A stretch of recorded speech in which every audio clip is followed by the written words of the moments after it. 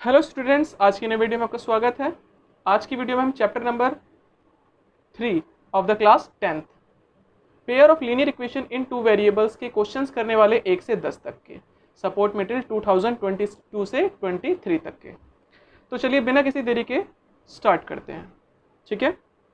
और अगर आपने इसके बेसिक्स नहीं पढ़ रखे हैं तो प्लीज़ बेसिक पढ़िए एनसीईआरटी के, और फिर उसके बाद यहाँ पर आने का फ़ायदा होगा, ठीक है।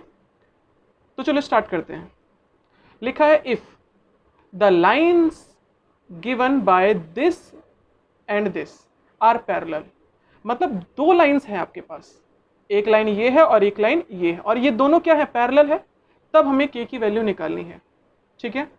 तो एक चीज हमेशा याद रखना, जब कोई लाइन पैरेलल होती है, क्या होती है, पैरेलल होती है। मान लो एक लाइन दे रखी है equation 2x plus 3x plus 2ky plus का 2 अंदर आया तो -2 इक्वल टू 0, और 2x प्लस 5y प्लस का अंदर आया तो -1 equal to 0। If lines are parallel, if two lines are parallel, अगर दो लाइन पैरेलल है, अगर दो लाइन पैरेलल है तो आपको पता होना चाहिए पैरेलल का केस क्या होता है, a1/a2 इक्वल होता है b1/b2 but not equal to c1/c2। अगर पैरेलल की जगह पे इंटरसेक्टिंग बोला होता हमसे, क्योंकि इसके 3 केस बनते हैं ग्राफ में, एक होता है इंटरसेक्टिंग और एक होता है कोइंसिडेंट। अगर इंटरसेक्टिंग बोला जाता तो आप बोलते a1/a2 is not equal to b1/b2, और अगर कोइंसिडेंट की बात करते, हम कोइंसिडेंट लाइन की बात करते, तो यहाँ पर होता a1/a2 equal to b1/b2 equal to c1/c2। But यहाँ पर इसने बोला है पैरेलल, तो पैरेलल का केस करेंगे हम। If two lines are parallel then हमें पता होना चाहिए a1/a2 is equal to b1/b2 but not equal to c1/c2। अच्छा, अब a1 और a2 किसे कहते हैं, x के बगल वाले को कहते हैं a1, ऊपर वाले को a1, इसको b1 और इसको c1। तो a1 है आपका 3, a2 है आपका 2 इक्वल टू b आपका है, b1 है आपका 2k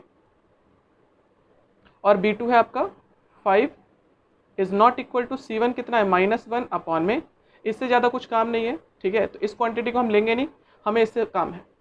अब कैसे करेंगे, क्रॉस मल्टीप्लाई, इसका मल्टीप्लाई इससे किया तो ये तो हो गया 4k इक्वल टू 3 5 जा 15, मल्टीप्लाई का 4 इधर गया तो डिवाइड का, तो k की वैल्यू कितनी आई, 15/4। आपका आंसर खत्म। बढ़ते हैं अब अगले क्वेश्चन पे, क्वेश्चन नंबर 2। क्वेश्चन नंबर 2 में लिखा है if a is equal to x is equal to a, b y is equal to b is the solution of the equation this, मतलब x बराबर a, y बराबर b और वो इनके solution है, तब बताओ a और b की वैल्यू क्या होगी। तो ज़्यादा कुछ नहीं, इसका मतलब ये है कि ये दो सॉल्यूशन इन दोनों के ही हैं, इन दोनों लाइनों के हैं, ठीक है। तो दो काम कर सकते हो, पहले x बराबर a पुट करो, y बराबर b पुट करो, अदरवाइज सिंपल सा काम कर लेते हैं हम।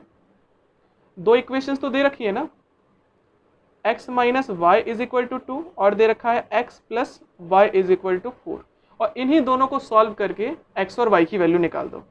एलिमिनेशन मेथड लगा देते हैं, माइनस का y और प्लस का y cancel, x plus x होता है 2x, इन दोनों को प्लस किया तो 6, 2 1 जा 2, 2 3 जा 6, तो x की वैल्यू कितनी आ गई, 3।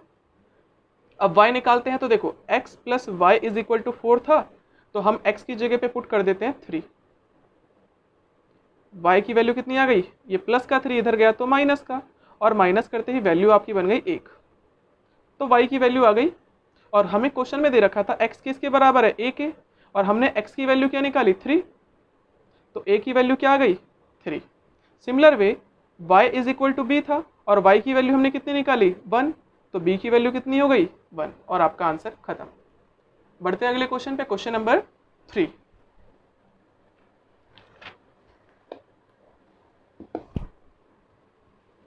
अब क्वेश्चन नंबर 3 आपसे कहा जाता है a pair of linear equations, यहाँ पर दो पेयर दे रखी है, which has a unique solution, इनके यूनिक सॉल्यूशन है, और x बराबर है 2, y बराबर है 3, ठीक है। अब दो कम कर सकते हो। अब इन दोनों को सॉल्व करो तो x और y की वैल्यू ये आए, तो आप बता सकते हो। तो सॉल्व करना थोड़ा लंबा काम है, इससे बढ़िया काम सबसे बढ़िया रहेगा, सॉल्यूशंस तो हमें दे रखे हैं ना, बस इन इक्वेशंस में रख दे, और जिस इक्वेशन से रखने पर दोनों कंडीशन ट्रू हो जाती है तो वो सही होगा। जैसे कि मान लो x बराबर 2 है, y बराबर 3, चलो मैं यहीं पे रखता हूँ। x बराबर मैंने रखा 2 प्लस y बराबर रखा -3 equal to 1, plus minus minus कितना आया -1। क्या LHS बराबर है RHS के? नहीं है, तो ये तो भैया सॉल्यूशन नहीं होगा, इसको चेक करने की भी जरूरत नहीं है। ठीक है, पहले ही मना कर दिया इसने। दूसरा करके देखते हैं। अब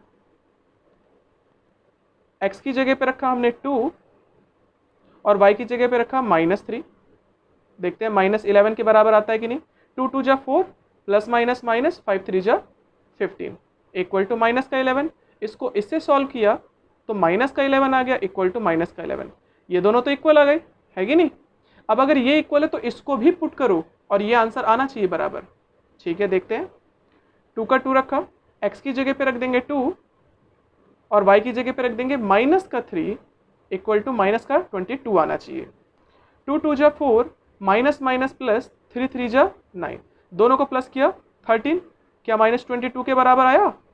नहीं, LHS बराबर नहीं आया RHS के, तो ये भी इक्वेशन का सॉल्यूशन नहीं हो सकता।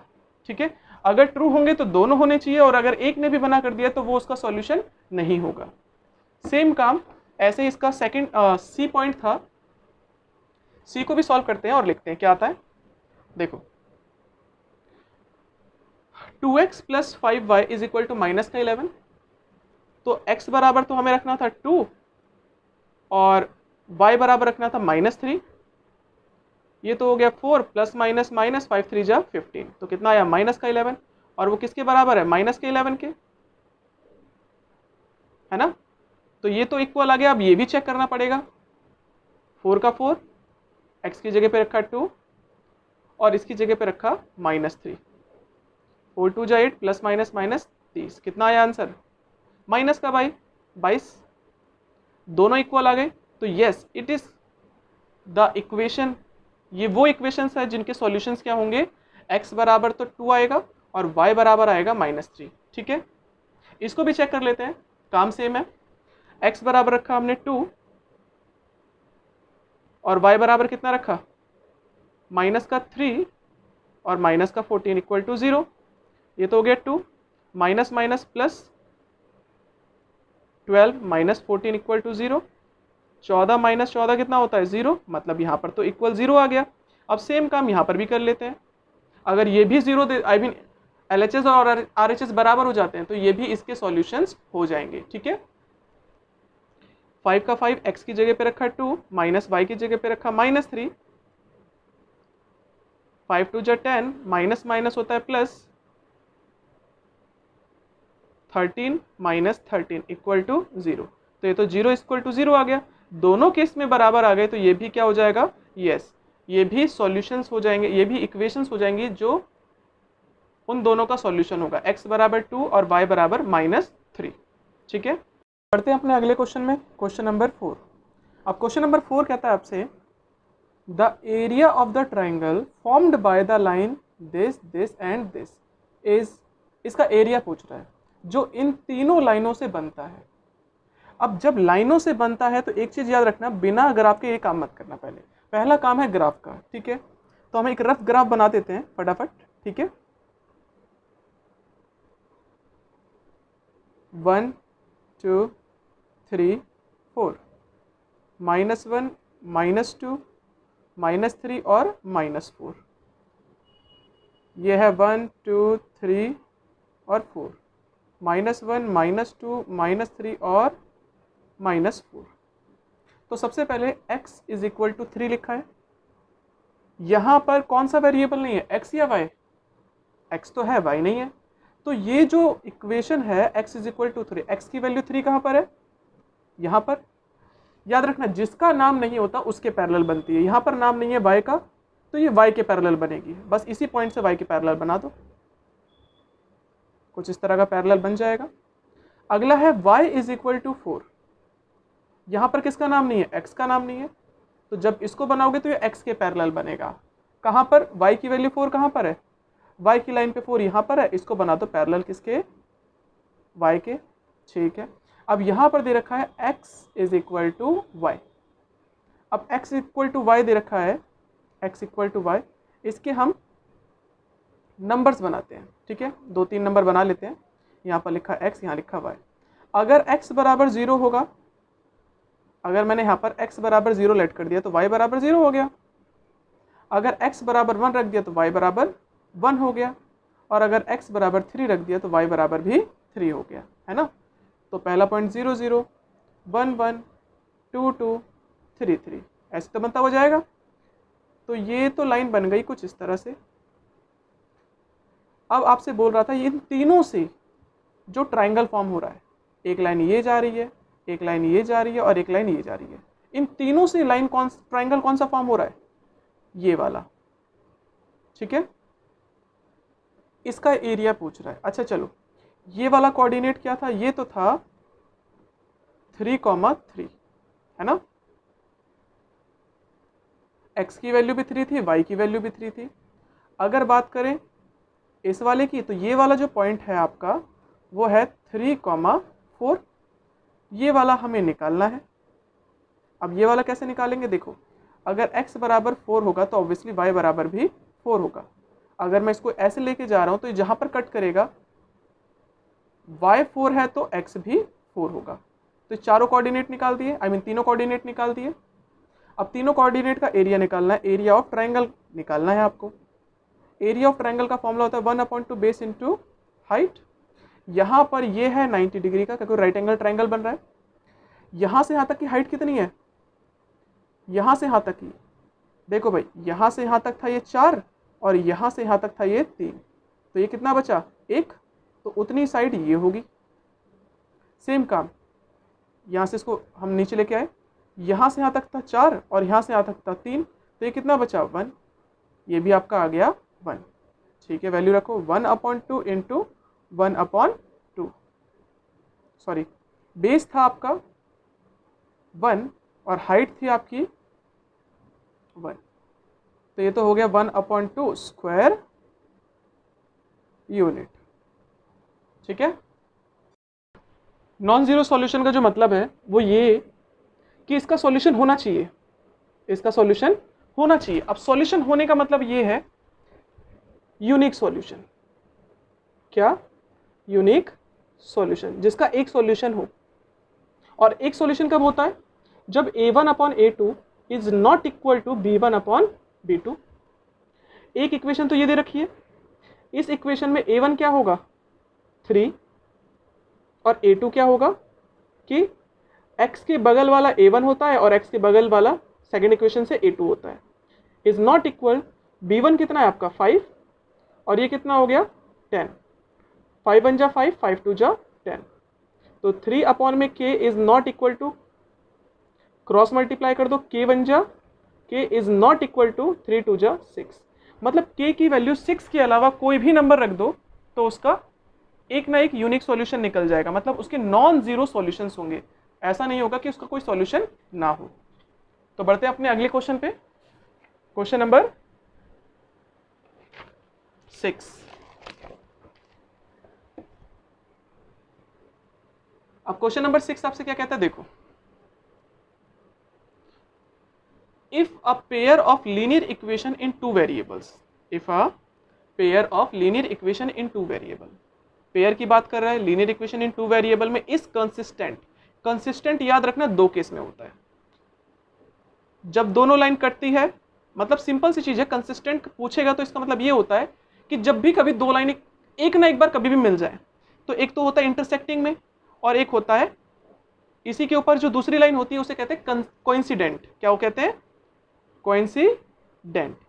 इसमें कंसिस्टेंट होता है और इस वाले में इंटरसेक्टिंग लाइन में कंसिस्टेंट होता है।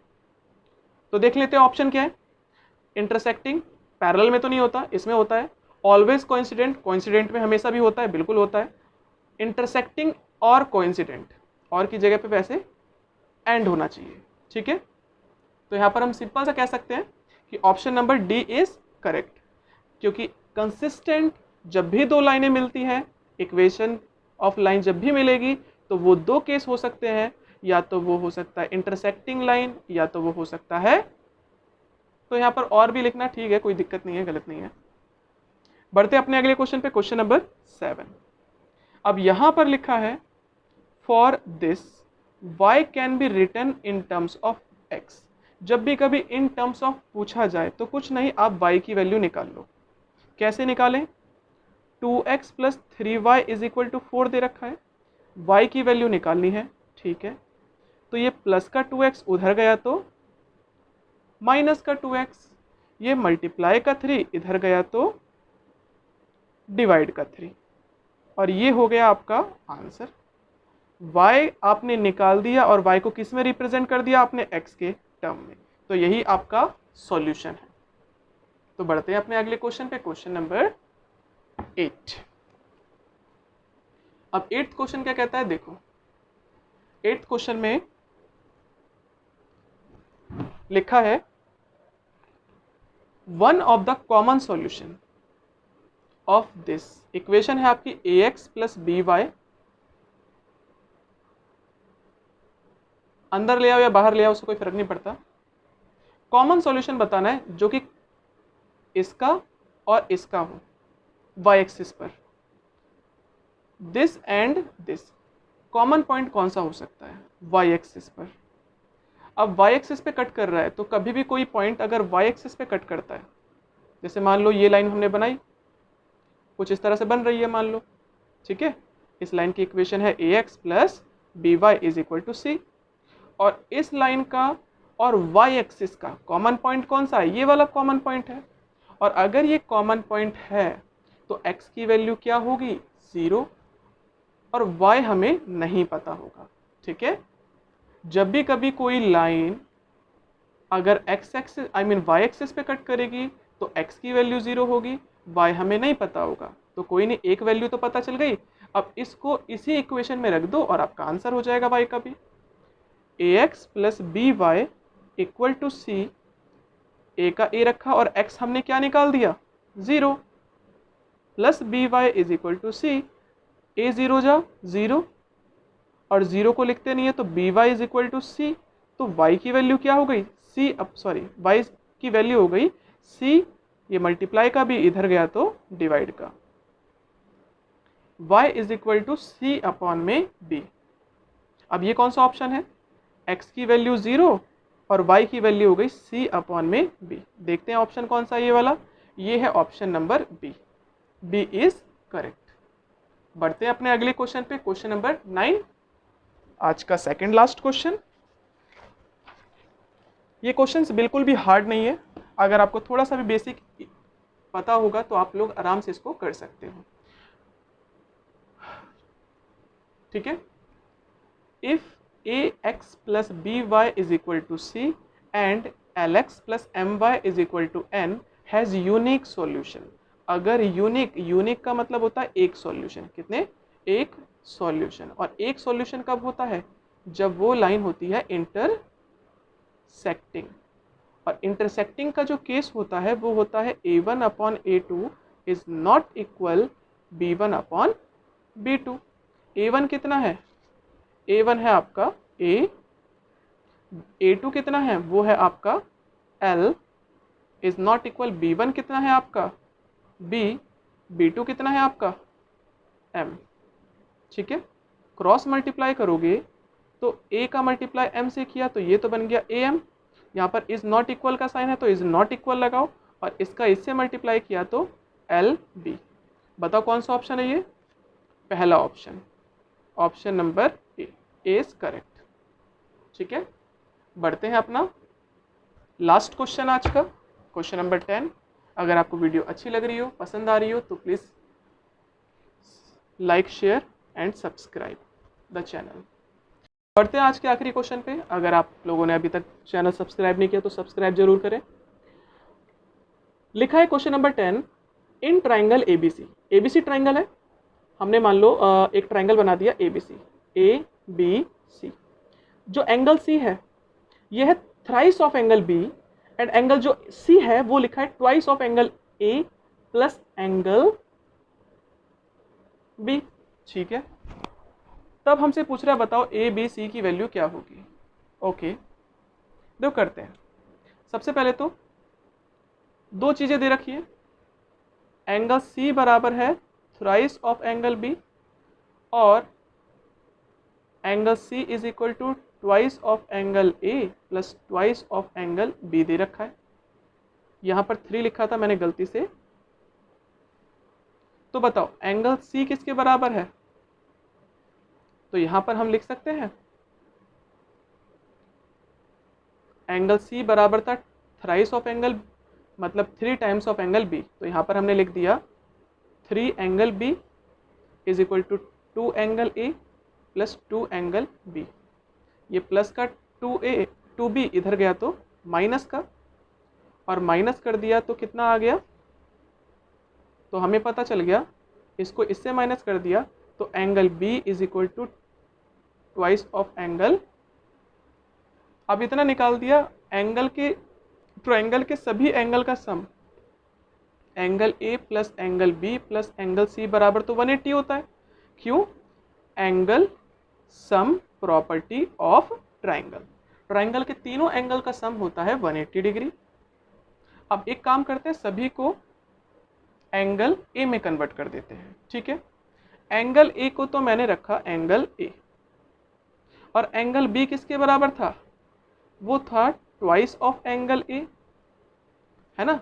अब सी देखो, सी बराबर था 3 टाइम्स ऑफ एंगल बी, और एंगल बी कितना था, वो था ट्वाइस ऑफ एंगल ए। कितना हो गया, ये हो गया 3 2 जा 6 एंगल ए। तो एंगल सी की जगह पे लिख सकते हैं 3 times of angle a equal to 180 degree. तीनों को प्लस करो तो ये हो गया 9 times of angle a is equal to 180 degree. 9 1 जा 9 और 9 2 जा, तो एंगल ए की वैल्यू कितनी आ गई, 20 डिग्री। ऑप्शन देखते ही आप बता सकते हो 20 डिग्री किस में है, लेकिन फिर भी सारे निकाल देते हैं, क्या दिक्कत है। एंगल ए निकाल दिया, चलो अब एंगल बी निकालते हैं। एंगल बी जो था वो ट्वाइस ऑफ एंगल ए था, ट्वाइस ऑफ एंगल, और ए कितना निकाला आपने 20, ये हो गया आपका 40। अब निकालते हैं एंगल सी। एंगल सी था 6 टाइम्स ऑफ एंगल ए, और एंगल ए कितना था आपका 20, मल्टीप्लाई कर दिया 120। तो आपके 3 एंगल निकले 20, 40 और 60, और which is option number B. तो आज की वीडियो में बस इतना ही, धन्यवाद।